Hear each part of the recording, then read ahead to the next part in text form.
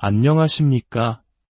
역사의 강물 속에서 신앙의 의미를 탐구하는 시간입니다. 기독교 역사상 가장 중요한 세기를 꼽으라면 많은 분들이 예수 그리스도께서 이 땅에 오셨던 1세기를 떠올릴 것입니다. 당연한 이야기입니다. 하지만 저는 오늘 그에 못지않게 중요한, 어쩌면 기독교의 운명을 결정지은 또 다른 세기에 대해 이야기하고자 합니다.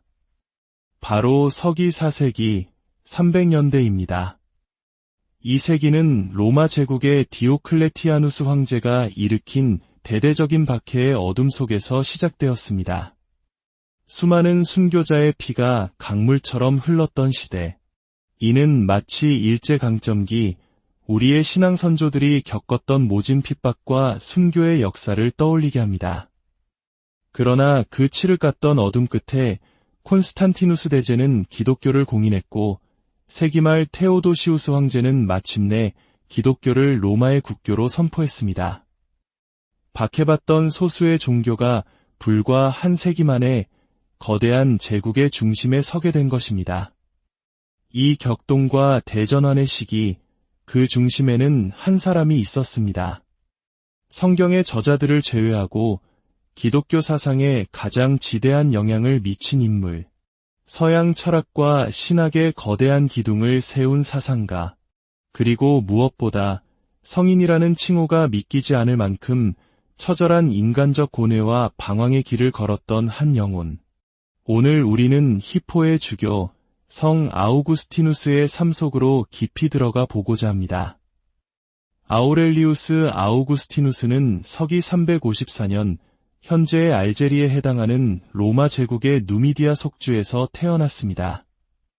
그의 어머니 모니카는 독실한 기독교인이었지만 아버지는 로마의 전통신을 믿는 이교도였습니다.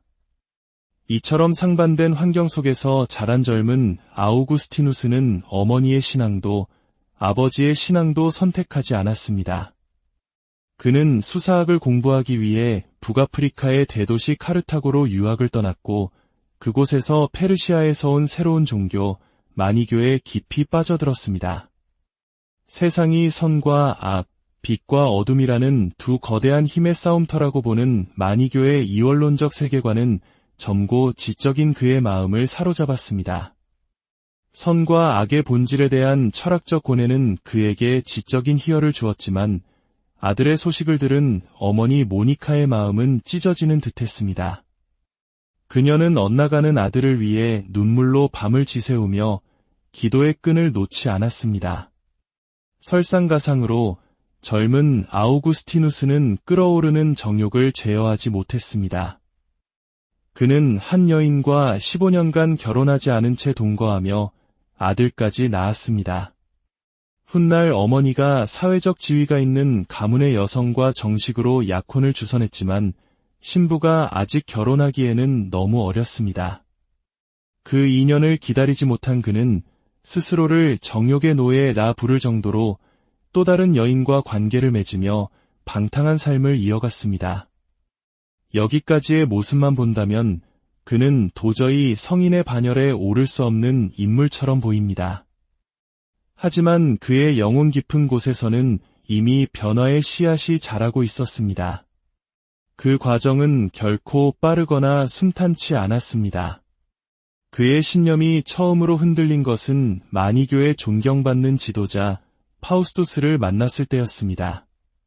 큰 기대를 품고 가르침을 청했지만 파우스투스의 답변은 핵심을 비껴가는 공허한 말의 향연일 뿐이었습니다. 깊은 지적 실망감을 느낀 아우구스티누스는 마니교를 즉시 떠나지는 않았지만 그의 마음은 새로운 진리를 찾아 헤매기 시작했습니다.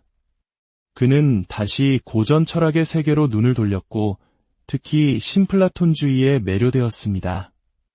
이 철학은 악을 선과 대립하는 독립적인 실체로 보지 않고 단지 선의 결핍 상태로 이해했습니다.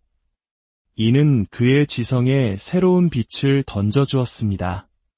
서기 380년대 기독교가 로마의 국교로 선포된 후에도 세상은 여전히 혼란스러웠습니다.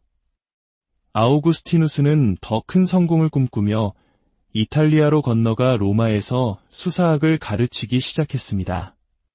하지만 그가 마주한 로마는 위선적인 기독교인, 광신적인 이교도, 온갖 이단들, 그리고 무엇보다 배움에 게으른 학생들로 가득 찬 악몽 같은 곳이었습니다. 그럼에도 그는 자신의 일에 대한 열정을 잃지 않았고 마침내 서방 제국의 수도였던 메디올라눔의 황궁 연설가라는 명예로운 자리에 오르게 됩니다. 바로 그곳에서 그는 그의 인생을 바꿀 운명적인 만남을 갖게 됩니다. 밀라노의 주교 암브로시우스를 만난 것입니다. 암브로시우스 주교는 과거 그에게 실망만을 안겨준 파우스투스와는 모든 면에서 정반대였습니다.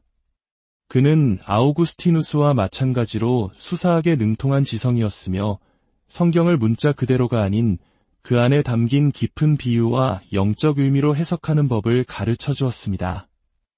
최고의 라틴 문학에 익숙했던 아우구스티누스는 이전까지 성경의 문체가 다소 투박하다고 여겼지만 암브로시우스를 통해 성경 안에 숨겨진 무한한 지혜와 아름다움을 발견하기 시작했습니다. 그의 내면은 이제 거대한 폭풍의 한가운데에 있었습니다. 만이교, 신플라톤주의, 그리고 기독교 사이에서 방황하는 영혼, 황궁에서의 화려한 경력과 끝없이 이어지는 비도덕적인 관계, 그리고 정해진 약혼이라는 압박감. 이 모든 것이 그를 짓눌렀고 마침내 386년 그는 완전히 무너져 내렸습니다.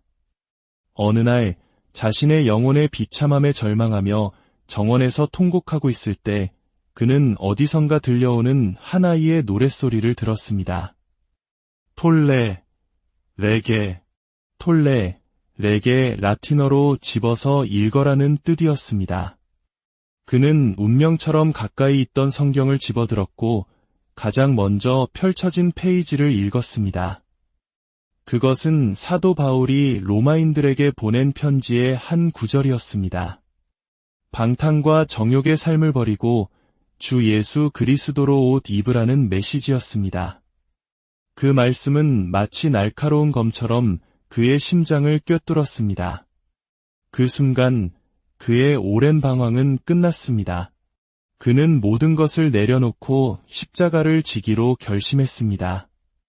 하나님의 부르심 앞에 그는 마침내 항복한 것입니다. 우리가 이토록 생생하게 그의 내면을 들여다볼 수 있는 것은 그가 직접 자신의 삶과 회심의 과정을 기록했기 때문입니다. 그의 자서전인 고백록은 단순한 연대기가 아니라 한 인간의 생각이 어떻게 변화하고 영혼이 어떻게 하나님을 찾아가는지를 추적하는 깊은 내면의 기록입니다. 회심 이후 그의 삶은 완전히 달라졌습니다. 정욕의 노예였던 그는 하나님의 사람으로 거듭났고 그의 안에 억눌려 있던 엄청난 지적 에너지가 폭발하기 시작했습니다.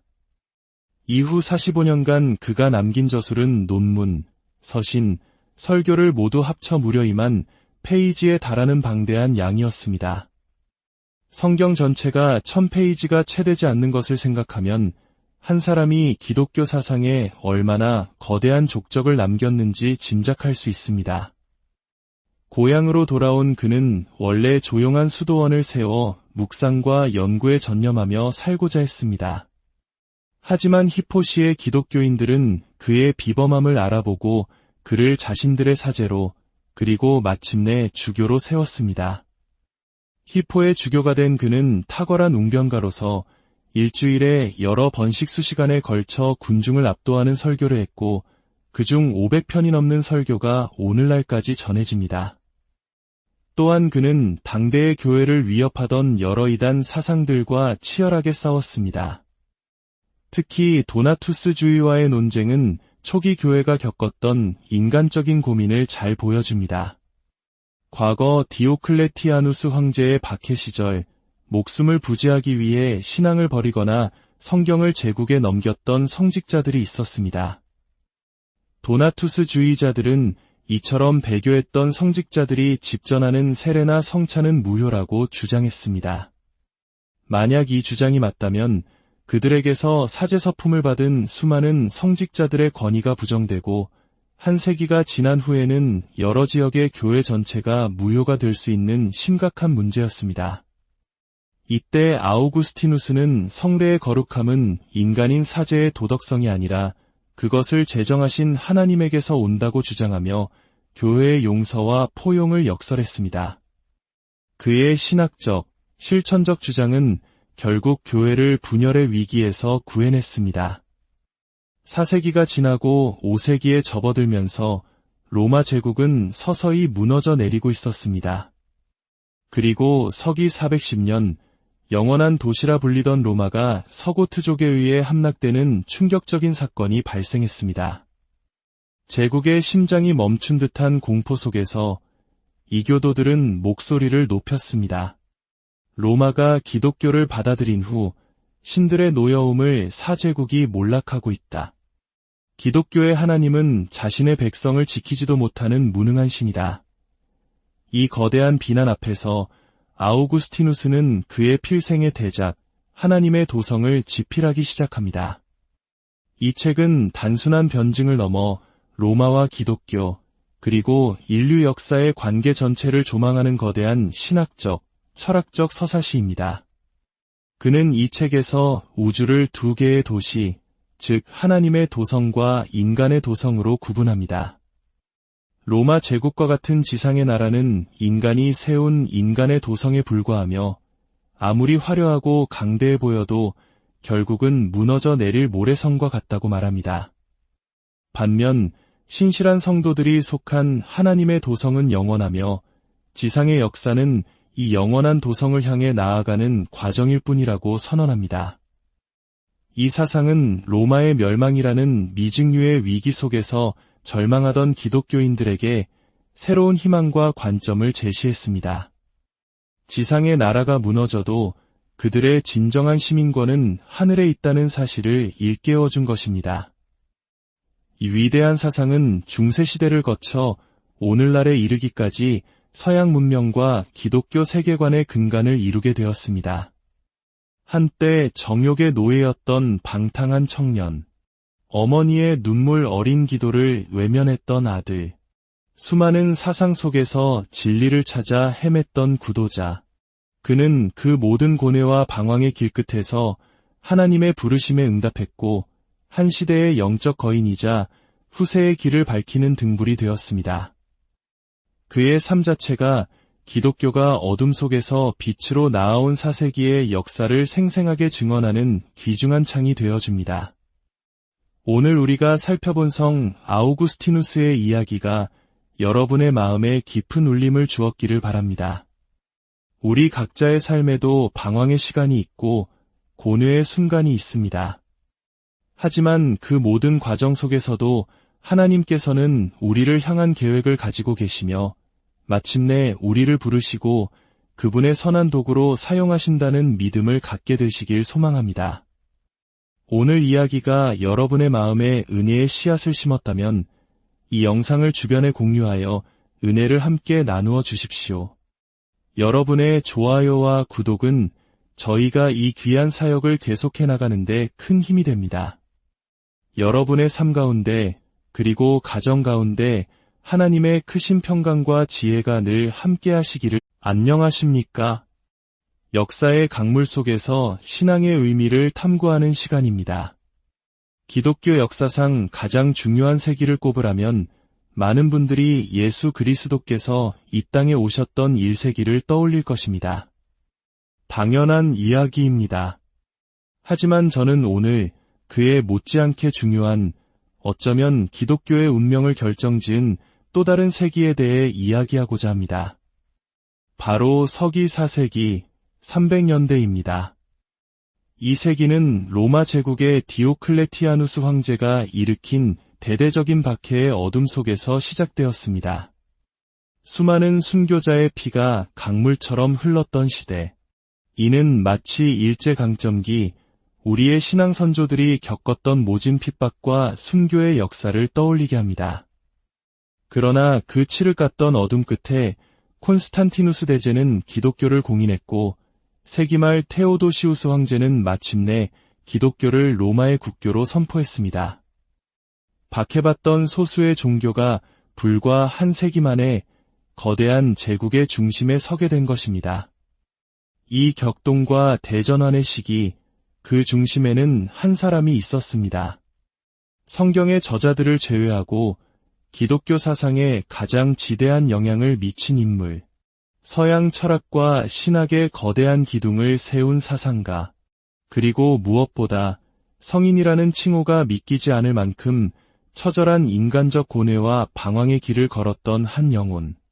오늘 우리는 히포의 주교, 성 아우구스티누스의 삶 속으로 깊이 들어가 보고자 합니다.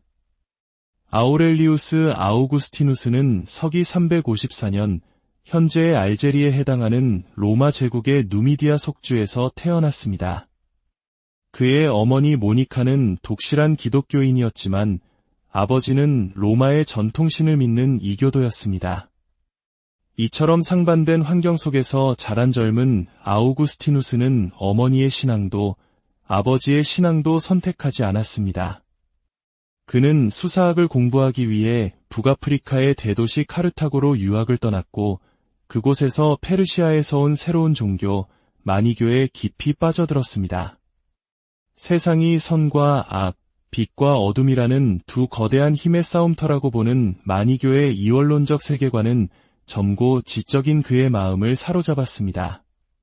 선과 악의 본질에 대한 철학적 고뇌는 그에게 지적인 희열을 주었지만 아들의 소식을 들은 어머니 모니카의 마음은 찢어지는 듯했습니다. 그녀는 엇나가는 아들을 위해 눈물로 밤을 지새우며 기도의 끈을 놓지 않았습니다. 설상가상으로 젊은 아우구스티누스는 끓어오르는 정욕을 제어하지 못했습니다. 그는 한 여인과 15년간 결혼하지 않은 채 동거하며 아들까지 낳았습니다. 훗날 어머니가 사회적 지위가 있는 가문의 여성과 정식으로 약혼을 주선했지만 신부가 아직 결혼하기에는 너무 어렸습니다. 그 인연을 기다리지 못한 그는 스스로를 정욕의 노예라 부를 정도로 또 다른 여인과 관계를 맺으며 방탕한 삶을 이어갔습니다. 여기까지의 모습만 본다면 그는 도저히 성인의 반열에 오를 수 없는 인물처럼 보입니다. 하지만 그의 영혼 깊은 곳에서는 이미 변화의 씨앗이 자라고 있었습니다. 그 과정은 결코 빠르거나 순탄치 않았습니다. 그의 신념이 처음으로 흔들린 것은 마니교의 존경받는 지도자 파우스투스를 만났을 때였습니다. 큰 기대를 품고 가르침을 청했지만 파우스투스의 답변은 핵심을 비껴가는 공허한 말의 향연일 뿐이었습니다.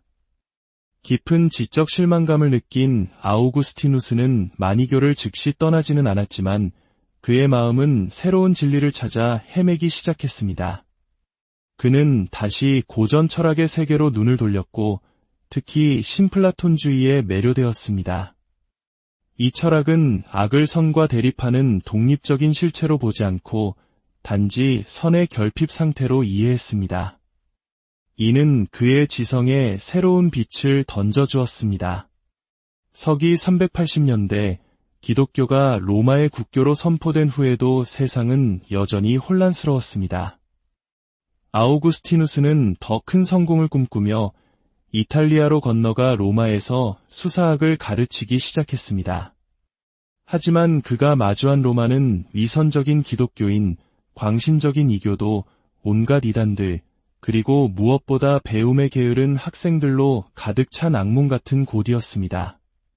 그럼에도 그는 자신의 일에 대한 열정을 잃지 않았고 마침내 서방 제국의 수도였던 메디올라눔의 황궁 연설가라는 명예로운 자리에 오르게 됩니다.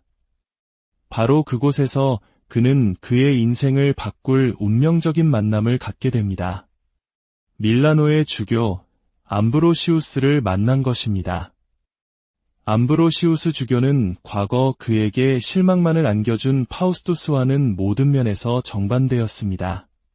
그는 아우구스티누스와 마찬가지로 수사학에 능통한 지성이었으며 성경을 문자 그대로가 아닌 그 안에 담긴 깊은 비유와 영적 의미로 해석하는 법을 가르쳐 주었습니다. 최고의 라틴 문학에 익숙했던 아우구스티누스는 이전까지 성경의 문체가 다소 투박하다고 여겼지만 암브로시우스를 통해 성경 안에 숨겨진 무한한 지혜와 아름다움을 발견하기 시작했습니다. 그의 내면은 이제 거대한 폭풍의 한가운데에 있었습니다. 만이교, 신플라톤주의, 그리고 기독교 사이에서 방황하는 영혼, 황궁에서의 화려한 경력과 끝없이 이어지는 비도덕적인 관계, 그리고 정해진 약혼이라는 압박감. 이 모든 것이 그를 짓눌렀고 마침내 386년 그는 완전히 무너져 내렸습니다. 어느 날 자신의 영혼의 비참함에 절망하며 정원에서 통곡하고 있을 때 그는 어디선가 들려오는 한 아이의 노랫소리를 들었습니다. 톨레, 레게, 톨레, 레게 라틴어로 집어서 읽어라는 뜻이었습니다. 그는 운명처럼 가까이 있던 성경을 집어들었고 가장 먼저 펼쳐진 페이지를 읽었습니다. 그것은 사도 바울이 로마인들에게 보낸 편지의 한 구절이었습니다. 방탕과 정욕의 삶을 버리고 주 예수 그리스도로 옷 입으라는 메시지였습니다. 그 말씀은 마치 날카로운 검처럼 그의 심장을 꿰뚫었습니다. 그 순간 그의 오랜 방황은 끝났습니다. 그는 모든 것을 내려놓고 십자가를 지기로 결심했습니다. 하나님의 부르심 앞에 그는 마침내 항복한 것입니다. 우리가 이토록 생생하게 그의 내면을 들여다볼 수 있는 것은 그가 직접 자신의 삶과 회심의 과정을 기록했기 때문입니다. 그의 자서전인 고백록은 단순한 연대기가 아니라 한 인간의 생각이 어떻게 변화하고 영혼이 어떻게 하나님을 찾아가는지를 추적하는 깊은 내면의 기록입니다. 회심 이후 그의 삶은 완전히 달라졌습니다. 정욕의 노예였던 그는 하나님의 사람으로 거듭났고 그의 안에 억눌려 있던 엄청난 지적 에너지가 폭발하기 시작했습니다. 이후 45년간 그가 남긴 저술은 논문, 서신, 설교를 모두 합쳐 무려 2만 페이지에 달하는 방대한 양이었습니다. 성경 전체가 1000페이지가 채 되지 않는 것을 생각하면 한 사람이 기독교 사상에 얼마나 거대한 족적을 남겼는지 짐작할 수 있습니다. 고향으로 돌아온 그는 원래 조용한 수도원을 세워 묵상과 연구에 전념하며 살고자 했습니다. 하지만 히포시의 기독교인들은 그의 비범함을 알아보고 그를 자신들의 사제로 그리고 마침내 주교로 세웠습니다. 히포의 주교가 된 그는 탁월한 웅변가로서 일주일에 여러 번씩 수시간에 걸쳐 군중을 압도하는 설교를 했고 그중 500편이 넘는 설교가 오늘날까지 전해집니다. 또한 그는 당대의 교회를 위협하던 여러 이단 사상들과 치열하게 싸웠습니다. 특히 도나투스주의와의 논쟁은 초기 교회가 겪었던 인간적인 고민을 잘 보여줍니다. 과거 디오클레티아누스 황제의 박해 시절 목숨을 부지하기 위해 신앙을 버리거나 성경을 제국에 넘겼던 성직자들이 있었습니다. 도나투스주의자들은 이처럼 배교했던 성직자들이 집전하는 세례나 성찬은 무효라고 주장했습니다. 만약 이 주장이 맞다면 그들에게서 사제서품을 받은 수많은 성직자들의 권위가 부정되고 한 세기가 지난 후에는 여러 지역의 교회 전체가 무효가 될 수 있는 심각한 문제였습니다. 이때 아우구스티누스는 성례의 거룩함은 인간인 사제의 도덕성이 아니라 그것을 제정하신 하나님에게서 온다고 주장하며 교회의 용서와 포용을 역설했습니다. 그의 신학적, 실천적 주장은 결국 교회를 분열의 위기에서 구해냈습니다.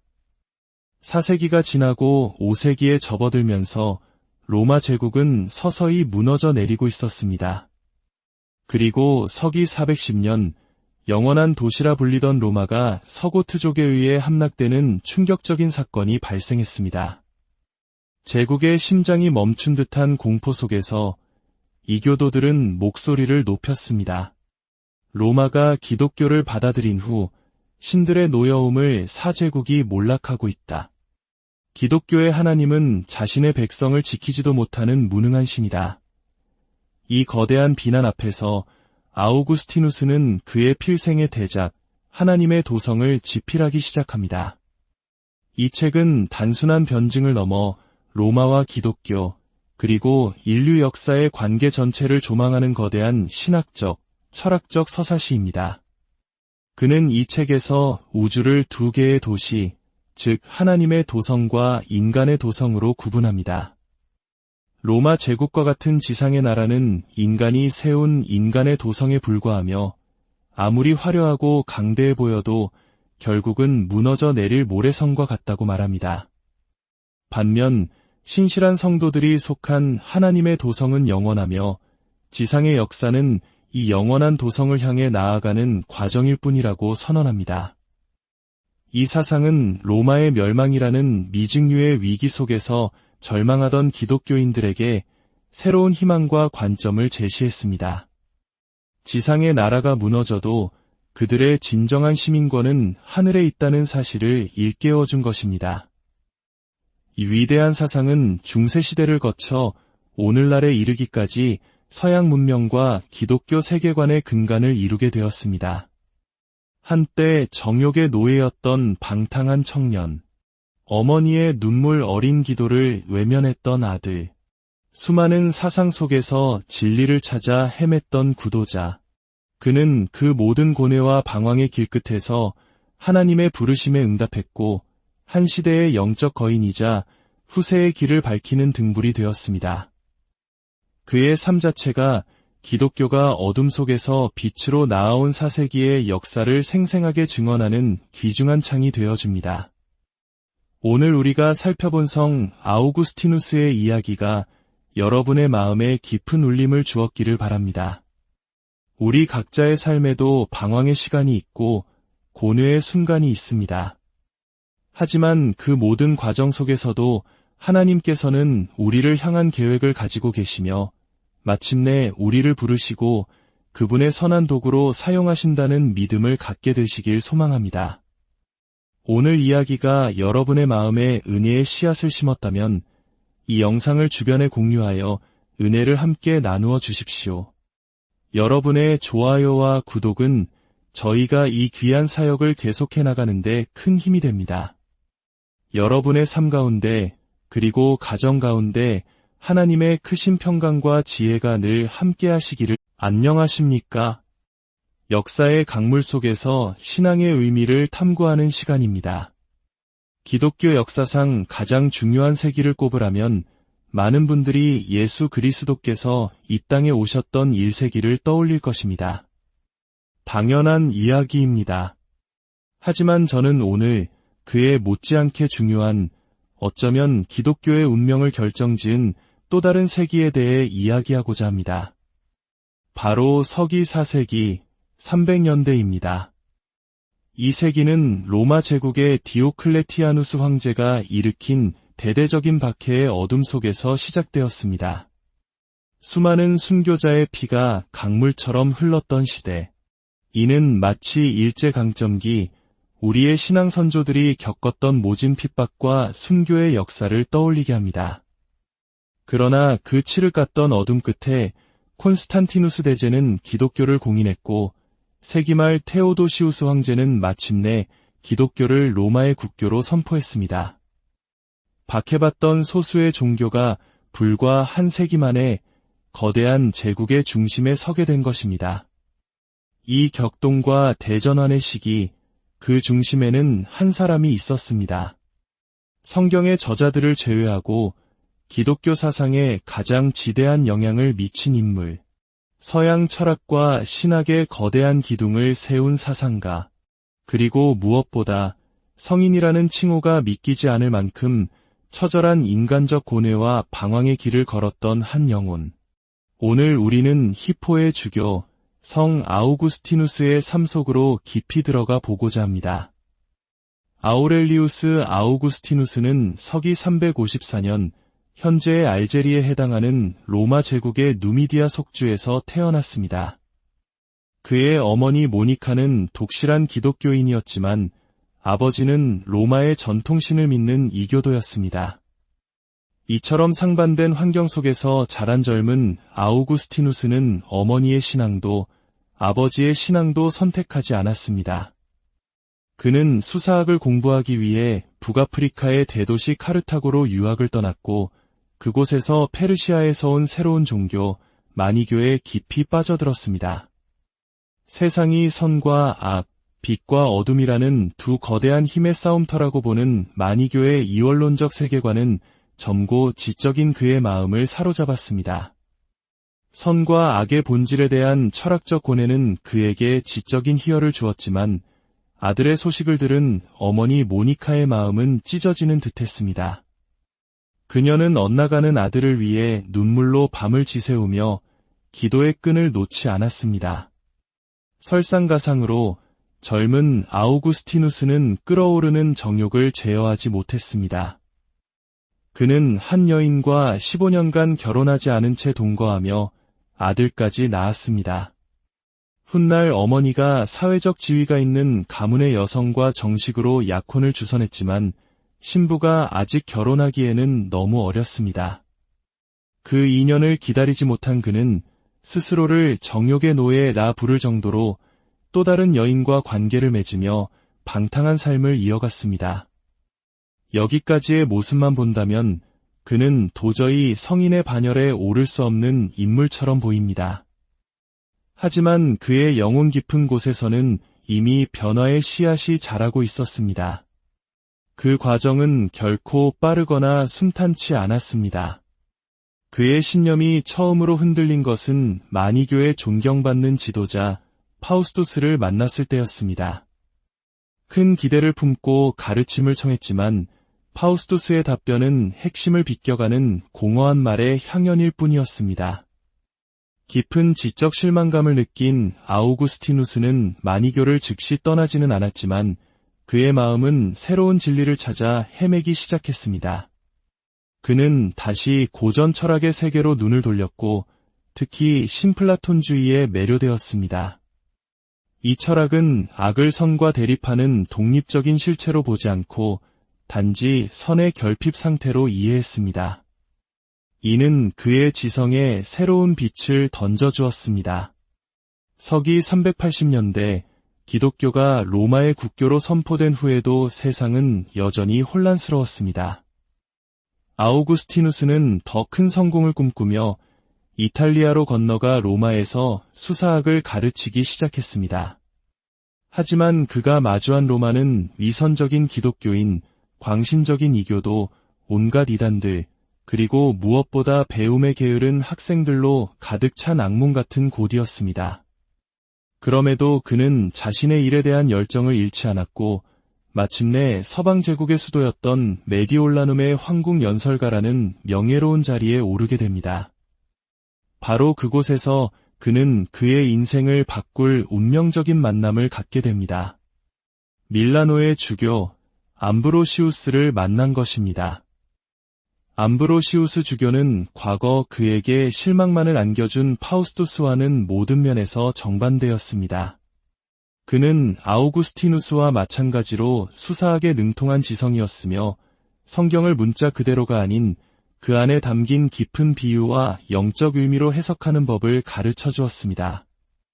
최고의 라틴 문학에 익숙했던 아우구스티누스는 이전까지 성경의 문체가 다소 투박하다고 여겼지만 암브로시우스를 통해 성경 안에 숨겨진 무한한 지혜와 아름다움을 발견하기 시작했습니다. 그의 내면은 이제 거대한 폭풍의 한가운데에 있었습니다. 마니교, 신플라톤주의, 그리고 기독교 사이에서 방황하는 영혼, 황궁에서의 화려한 경력과 끝없이 이어지는 비도덕적인 관계, 그리고 정해진 약혼이라는 압박감. 이 모든 것이 그를 짓눌렀고 마침내 386년 그는 완전히 무너져 내렸습니다. 어느 날 자신의 영혼의 비참함에 절망하며 정원에서 통곡하고 있을 때 그는 어디선가 들려오는 한 아이의 노랫소리를 들었습니다.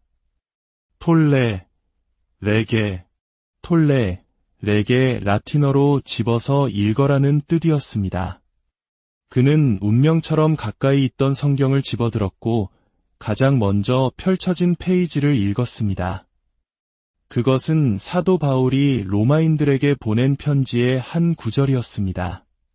방탕과 정욕의 삶을 버리고 주 예수 그리스도로 옷 입으라는 메시지였습니다.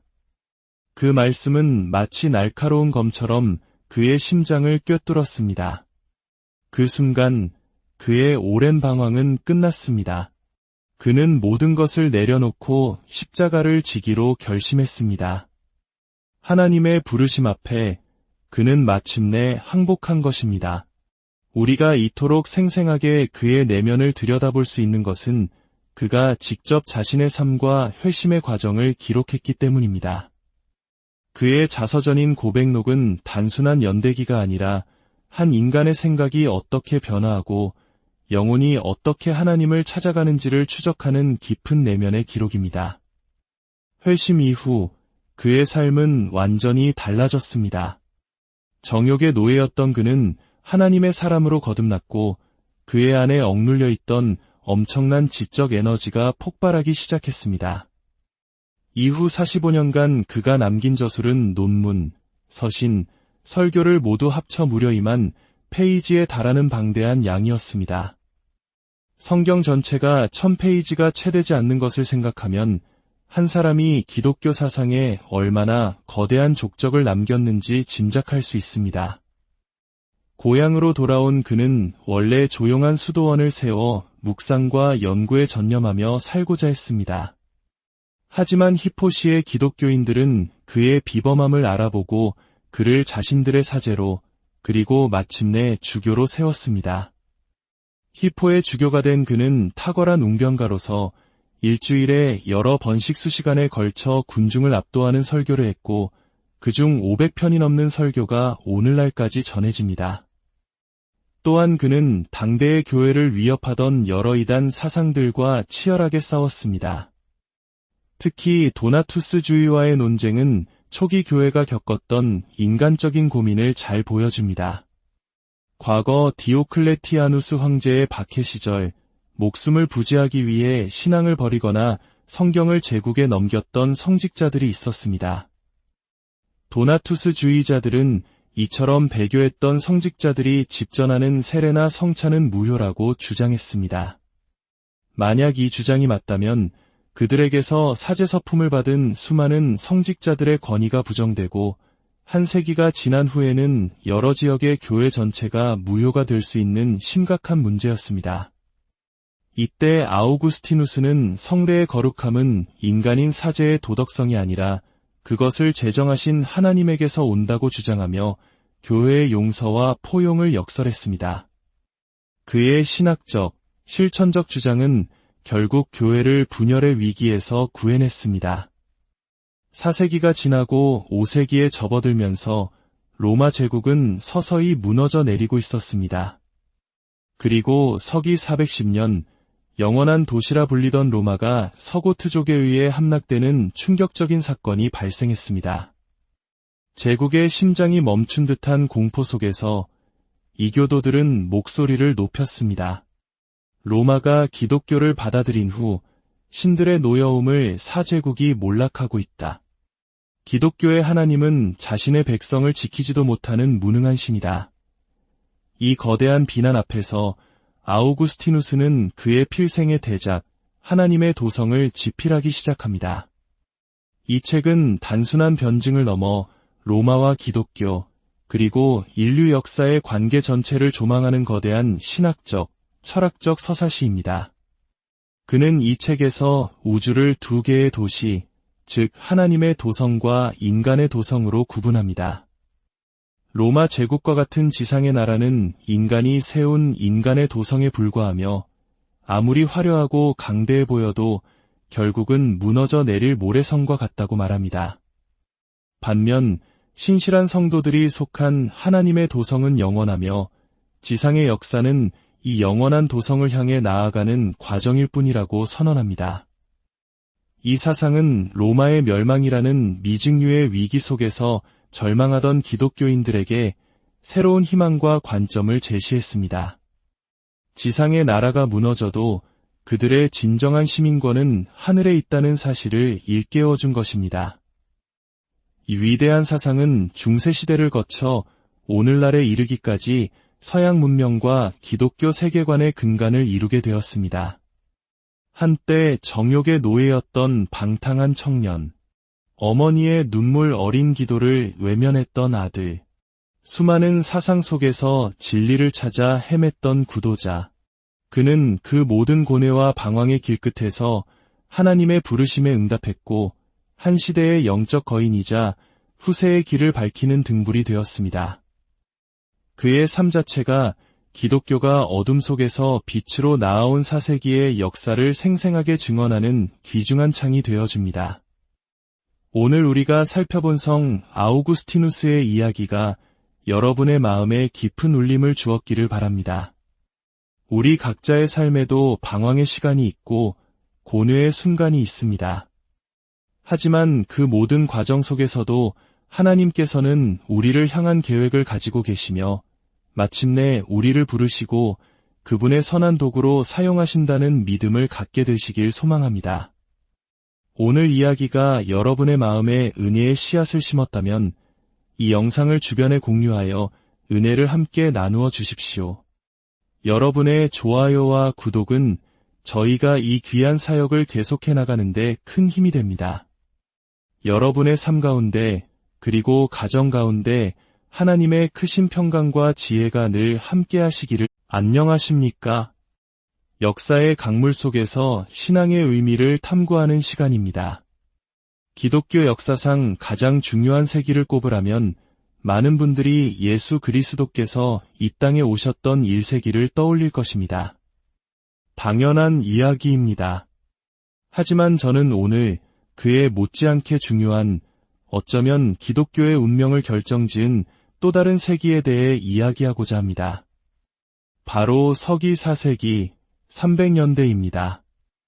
이 세기는 로마 제국의 디오클레티아누스 황제가 일으킨 대대적인 박해의 어둠 속에서 시작되었습니다.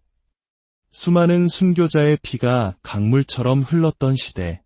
이는 마치 일제강점기 우리의 신앙 선조들이 겪었던 모진 핍박과 순교의 역사를 떠올리게 합니다.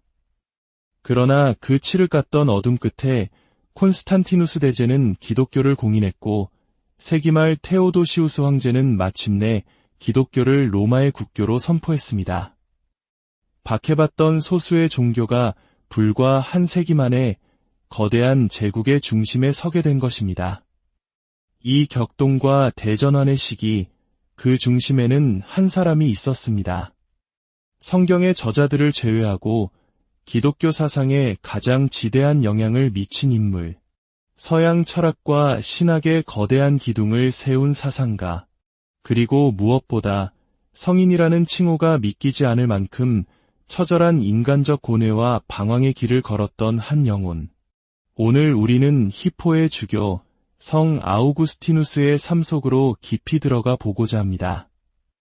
아우렐리우스 아우구스티누스는 서기 354년 현재의 알제리에 해당하는 로마 제국의 누미디아 속주에서 태어났습니다.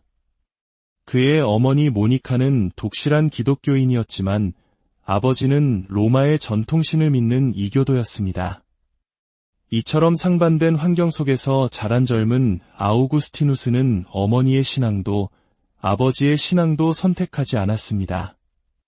그는 수사학을 공부하기 위해 북아프리카의 대도시 카르타고로 유학을 떠났고 그곳에서 페르시아에서 온 새로운 종교, 마니교에 깊이 빠져들었습니다.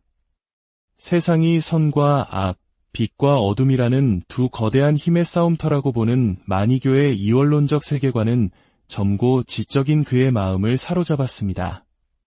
선과 악의 본질에 대한 철학적 고뇌는 그에게 지적인 희열을 주었지만 아들의 소식을 들은 어머니 모니카의 마음은 찢어지는 듯했습니다. 그녀는 엇나가는 아들을 위해 눈물로 밤을 지새우며 기도의 끈을 놓지 않았습니다. 설상가상으로 젊은 아우구스티누스는 끓어오르는 정욕을 제어하지 못했습니다. 그는 한 여인과 15년간 결혼하지 않은 채 동거하며 아들까지 낳았습니다. 훗날 어머니가 사회적 지위가 있는 가문의 여성과 정식으로 약혼을 주선했지만 신부가 아직 결혼하기에는 너무 어렸습니다. 그 인연을 기다리지 못한 그는 스스로를 정욕의 노예라 부를 정도로 또 다른 여인과 관계를 맺으며 방탕한 삶을 이어갔습니다. 여기까지의 모습만 본다면 그는 도저히 성인의 반열에 오를 수 없는 인물처럼 보입니다. 하지만 그의 영혼 깊은 곳에서는 이미 변화의 씨앗이 자라고 있었습니다. 그 과정은 결코 빠르거나 순탄치 않았습니다. 그의 신념이 처음으로 흔들린 것은 마니교의 존경받는 지도자 파우스투스를 만났을 때였습니다. 큰 기대를 품고 가르침을 청했지만 파우스투스의 답변은 핵심을 비껴가는 공허한 말의 향연일 뿐이었습니다.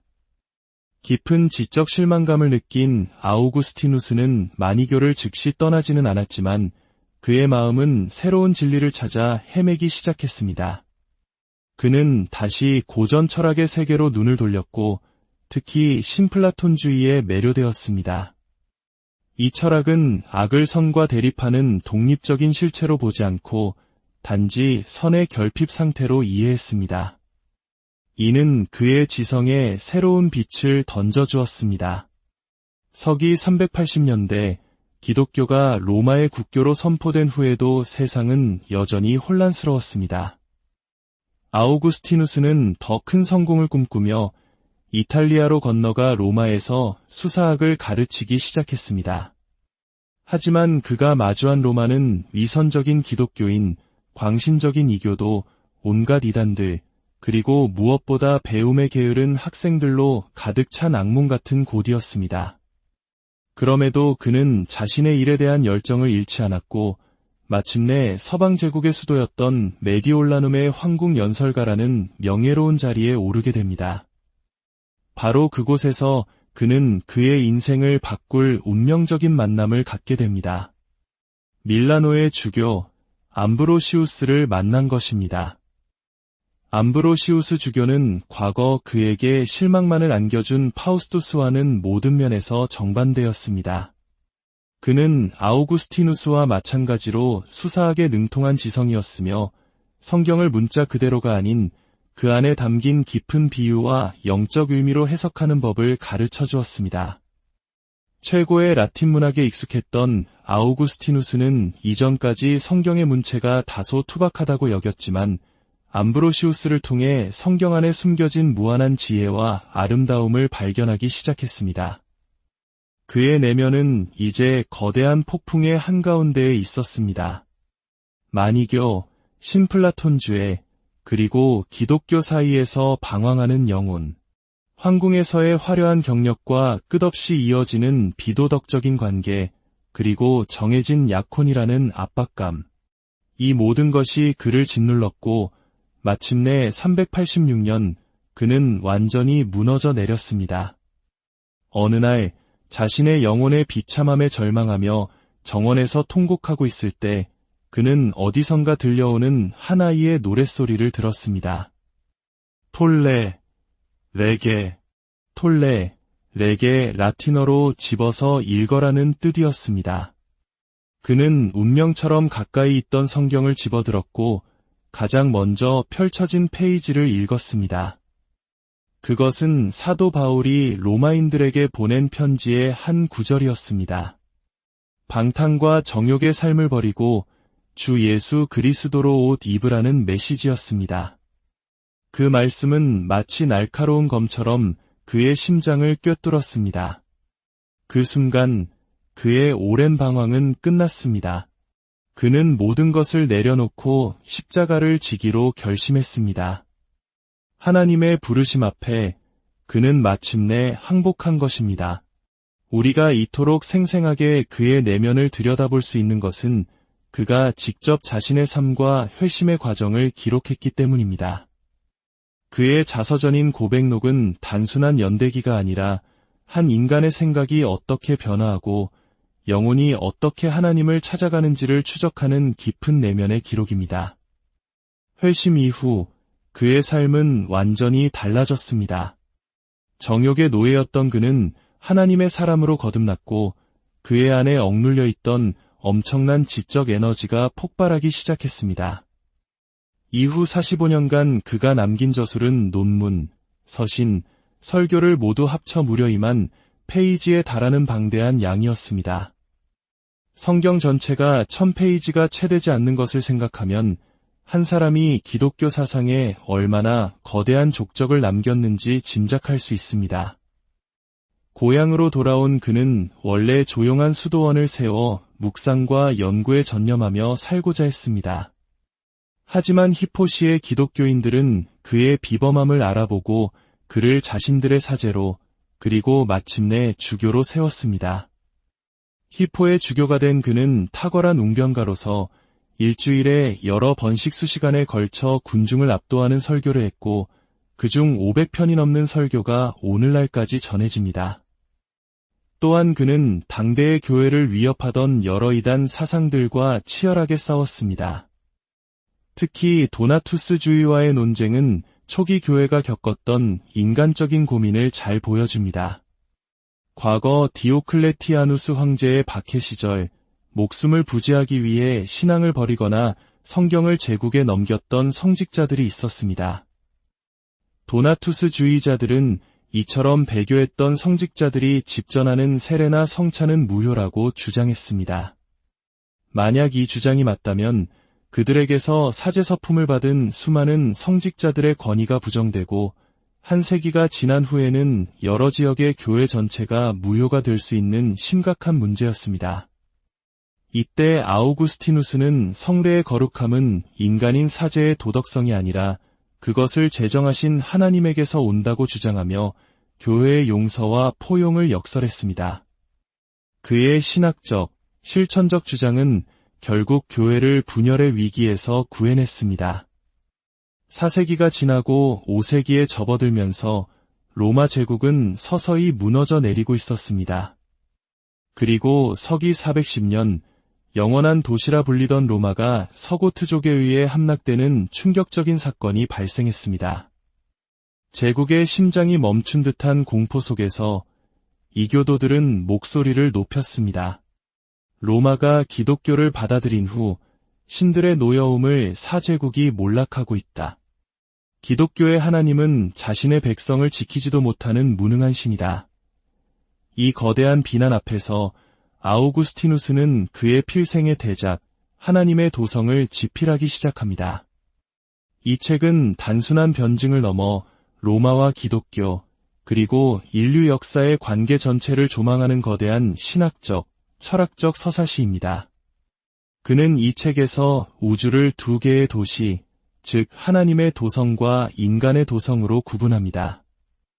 로마 제국과 같은 지상의 나라는 인간이 세운 인간의 도성에 불과하며 아무리 화려하고 강대해 보여도 결국은 무너져 내릴 모래성과 같다고 말합니다. 반면 신실한 성도들이 속한 하나님의 도성은 영원하며 지상의 역사는 이 영원한 도성을 향해 나아가는 과정일 뿐이라고 선언합니다.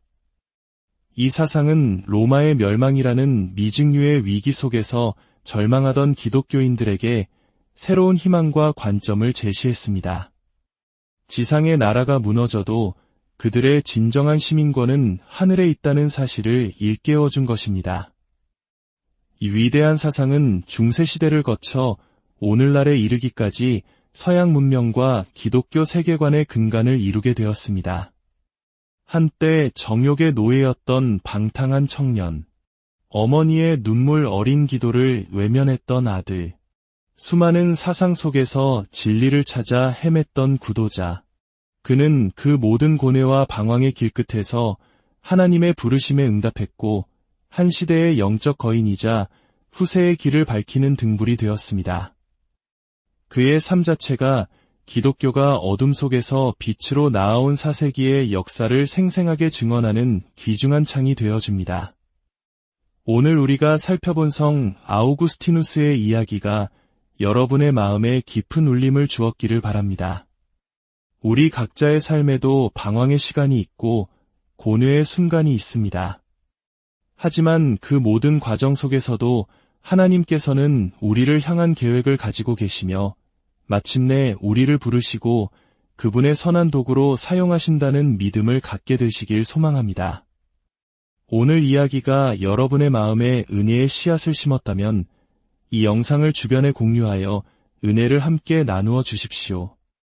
여러분의 좋아요와 구독은 저희가 이 귀한 사역을 계속해 나가는데 큰 힘이 됩니다.